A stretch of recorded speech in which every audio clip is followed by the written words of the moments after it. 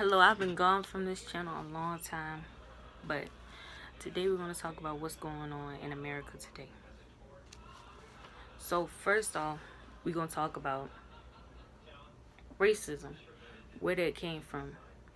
So, from the very beginning, we were taken from where we were, right?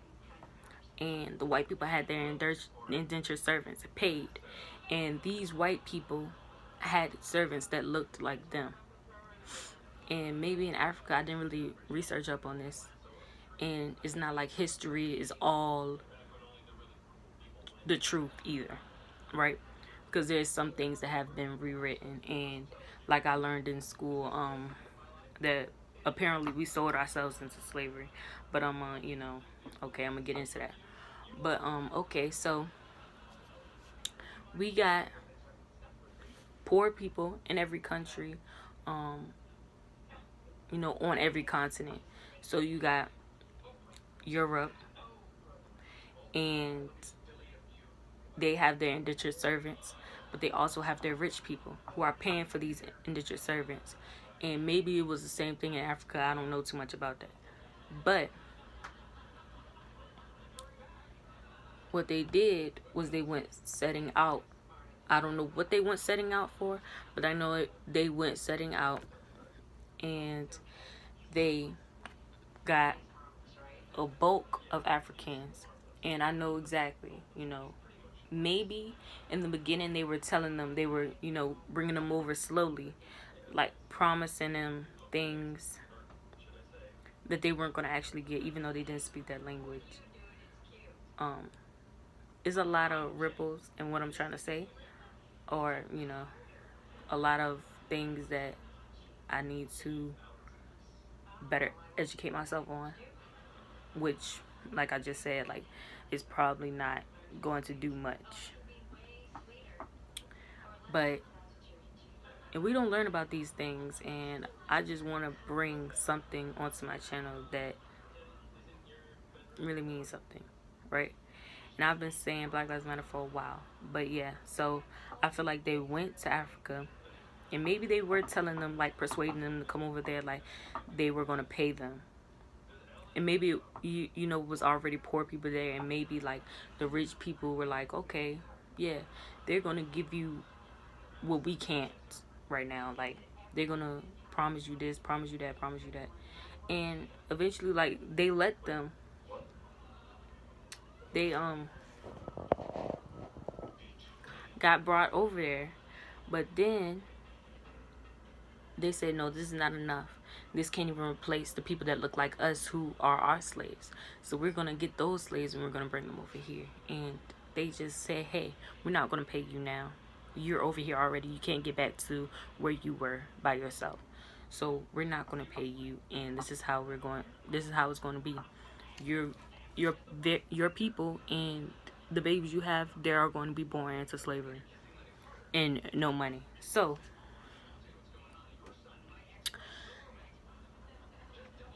eventually they were sold to other people, who those other people went to the Americas. And see, this is where it get mixed up again, because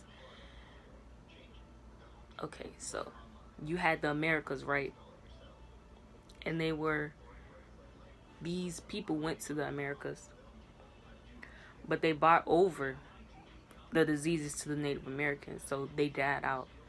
And not to mention that Native Americans, they were raping them, and they were smashing the babies' heads against the trees for fun. And this is another place where these diseases came from. These Native Americans had syphilis, everything. Even slaves got it from these Europeans, right?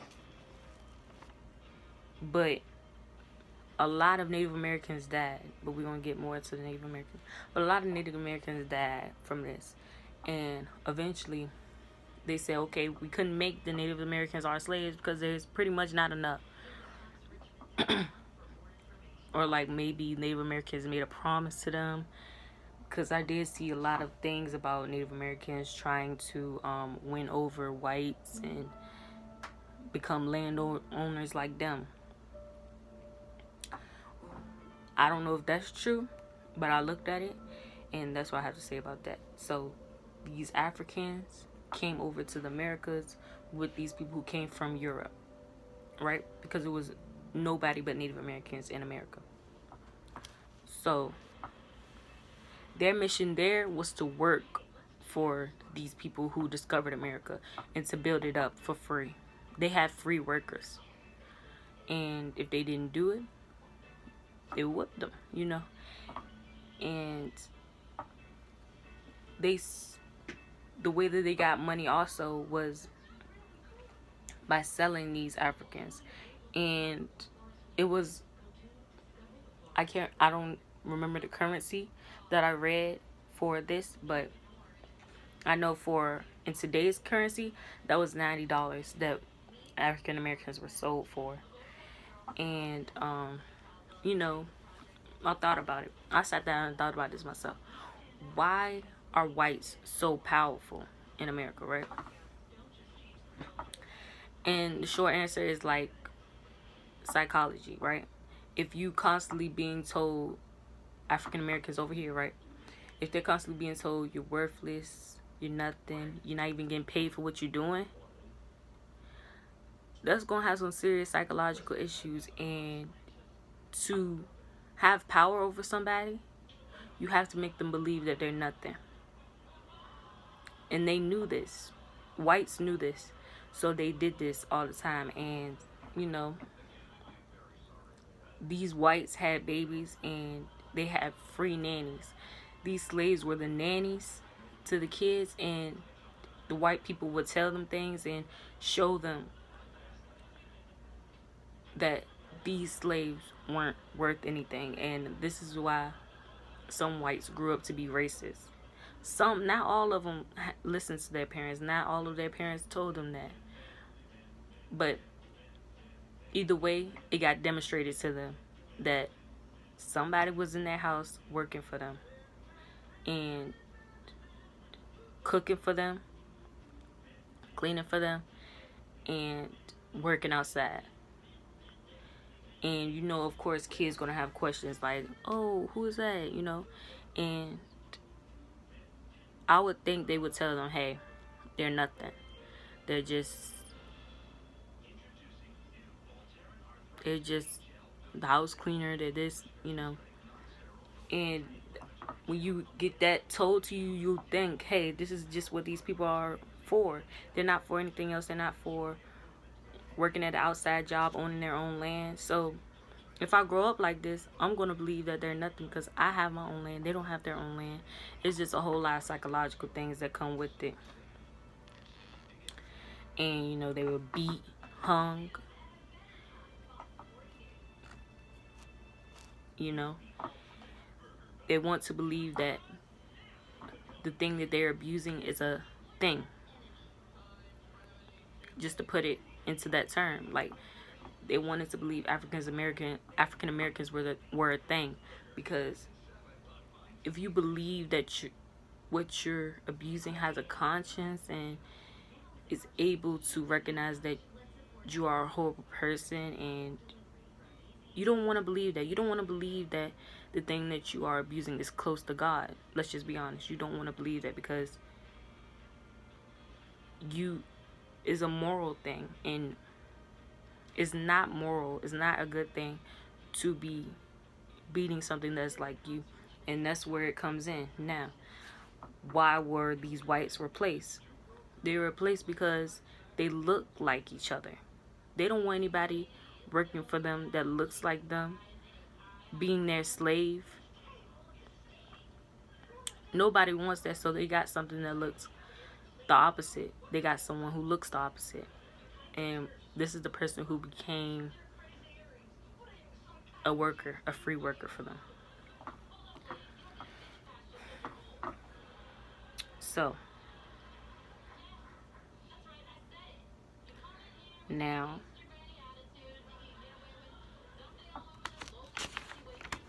I'm going to just talk a little bit about schools and stuff and what's taught. So, yeah, like I said earlier, what's taught in schools is slavery. Let's just be honest. majority is slavery. So like I already said, these kids already grow up, you know, having black nannies and all of that, and eventually having their parents teach them otherwise, that these people are not that great of people. And now you got these people who grew up this way telling the kids this way, and it became to a point where everybody started to have their own mind, and schools got integrated, and it was just a different thing. Even though racism is still there, it was like, okay, people got their own minds now, so are they going to be racist or are they not? And now it's up to the schools, um partly, mostly parents, but partly schools, partly media.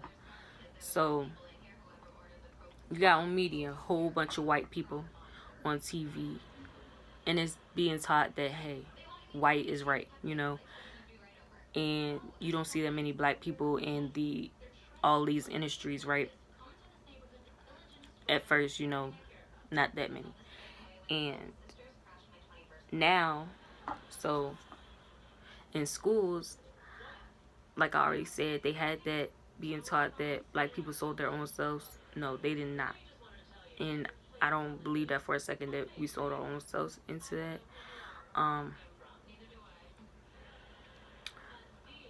I remember being taught about Martin Luther King. Now I remember in schools that wasn't even like, and I'm only about to be 17, so that should show you like this is recent where schools, well, at least my schools, actually got Martin Luther King Day off like a real holiday. So that just shows me that school systems didn't believe that that was a real holiday. And so yeah, I was being taught about Martin Luther King, Rosa Parks, you know, all the people. We didn't learn about Sarah Bartman, Henrietta Lacks, you know, not other people who they felt that did quote unquote minor things. And but we learned about so many white people who did minor things. You get what I'm saying? So it just felt like they had a certain agenda with schools, and the most we've ever got taught about black people is the slavery unit. That's literally the most we got taught about black people. And so when you think about black people in history, that's automatically what comes to mind if you don't educate yourself on it.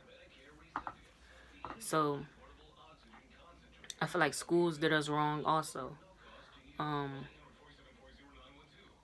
And that's another point where slavery comes from.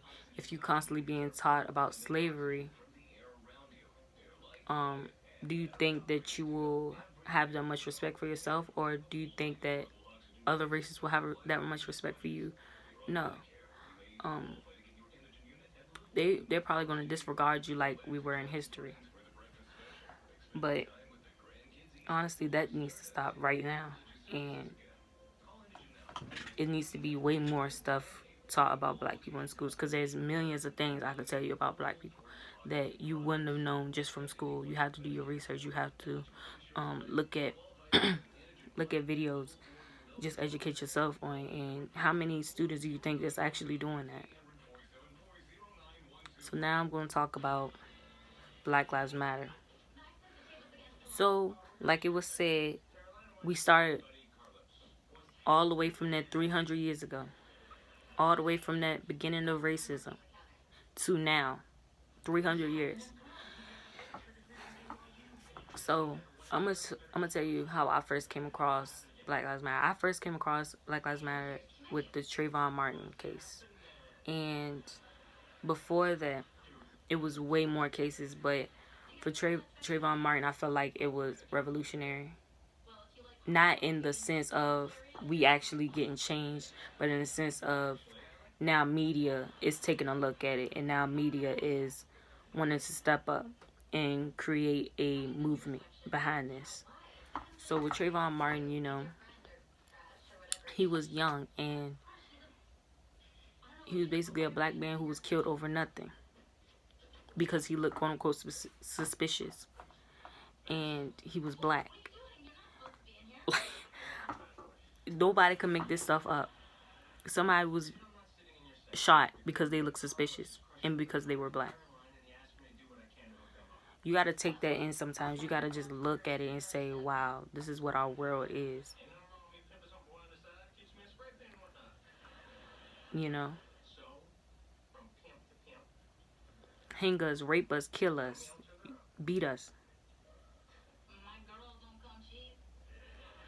And you just got to look at that and be like, wow, this is America, you know? And, you know, I was like 9 at that time. So I didn't really take it in as much. And I think in 2015, 2016, even though the movie came out in 2013, about Oscar Grant and how he was shot, is Fruitvale Station. And that is a popular movie, and about how he was shot, and how the police didn't even care about his life enough to look down before he went ahead and attacked him. Like he was on him, and he said he claims that he thought it was a taser, so he grabbed the gun out of his pocket and shot the man, a father. Just like Trayvon Martin, he shot him, a teenager. And he shot Oscar Grant, and that was just, you know, I cry every time I see that movie because it's a horrible movie to watch. It's great in the movie way, in the movie perspective, but in a real life perspective, to actually know that actually happened, that's when it hurt. And it's like, come on now, there needs to be a change. So then I'm going further down the line. In 2016, I seen Philando Castile get shot, and it was on Facebook Live. And, you know, his girlfriend was just sitting right there, you know, and the police mistaked him for grabbing a gun when he was grabbing his wallet. I mean, not his wallet.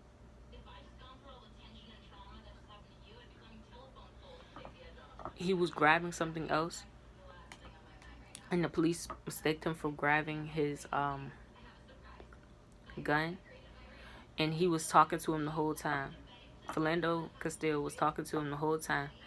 I'm going to grab this right now. I'm going to I do have a registered gun in the car. The police asked him what he had, and this was all over a tail light.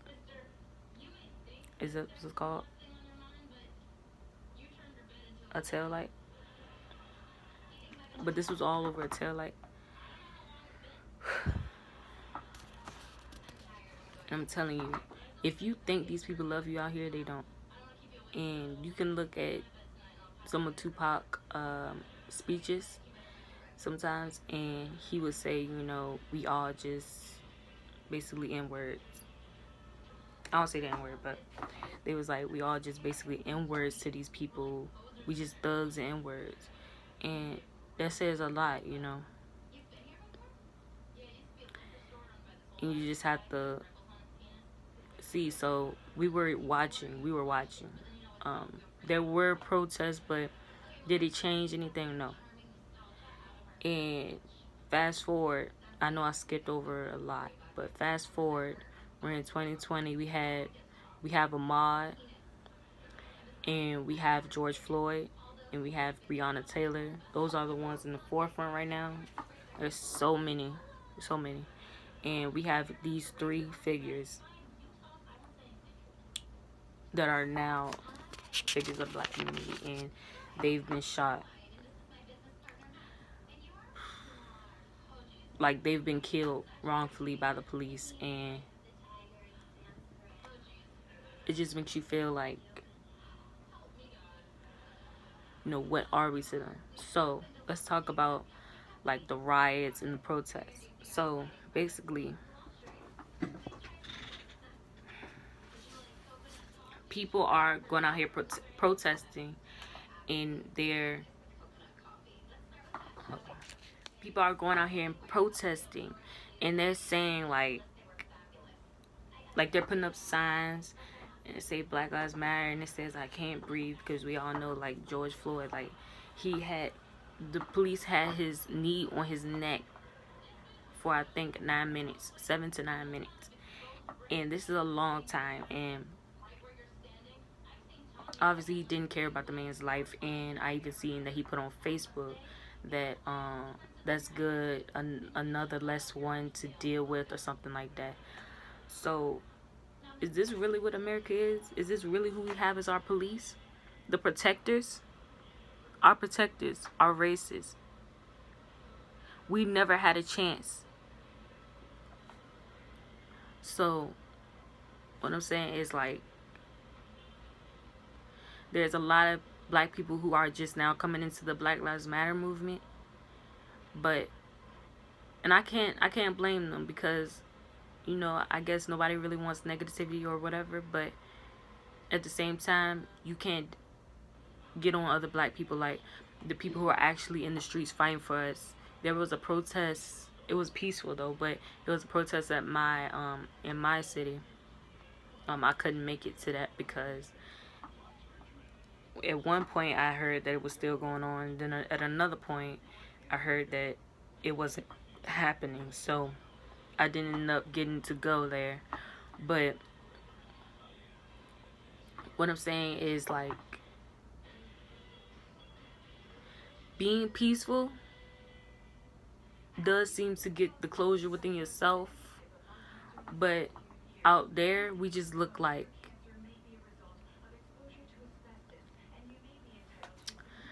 what is the word? Out there, we just look.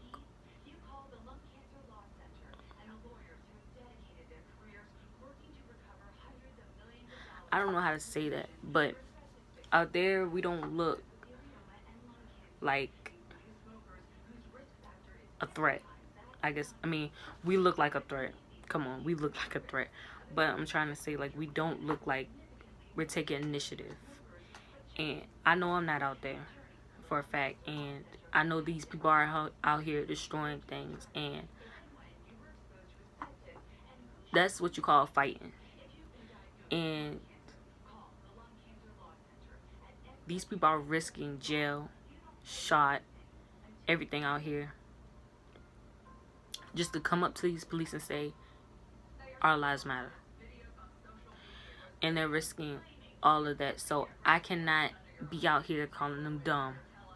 And why are you destroying that? First off, if I don't own something, I'm not going to have pity for it. I'm not going to be like, I'm not going to be materialistic in this fight. I'm not. Because when you've had enough, you had enough. And when you've been a part of the Black Lives Matter movement for so long, you have to look back and say, this is going to happen. This was going to happen. Do I condone the violence? No, but at the end of the day, you can't be like, oh, I don't know why they're doing all this. You don't know why they're doing this? Your own people, you don't know why they're doing this? 300 years don't seem long enough. 30 decades to be treated this way. And that's what I'm saying. Like, people gotta sit back and look and be like, wow, are people really out here still getting shot up because we got an opinion, because we want to have a voice? That's what I'm saying about the peaceful protest. Yeah, it's for us, you know, for our closure, but does it really look like we got a voice out there? No.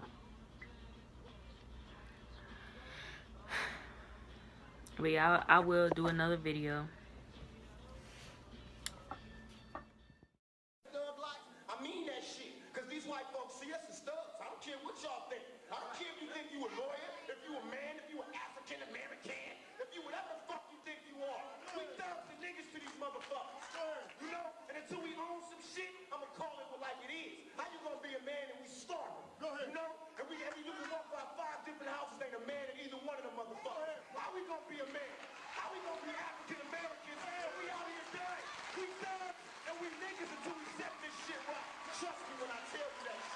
young black males out there identify with thug life. But I couldn't handle it. I could handle it, but not right away.